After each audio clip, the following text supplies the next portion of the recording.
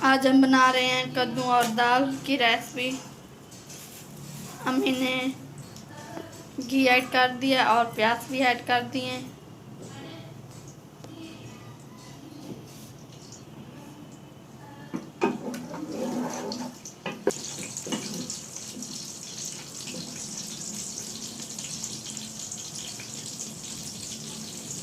ये देखिए गाइस, चनों की दाल और कद्दू हम बना रहे हैं और ये मैं देती हूँ अम्मी को।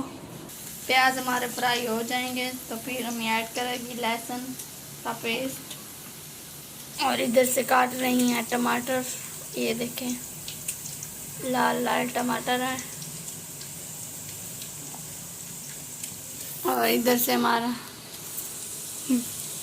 प्याज फ्राई हो रहे हैं, ये देखें।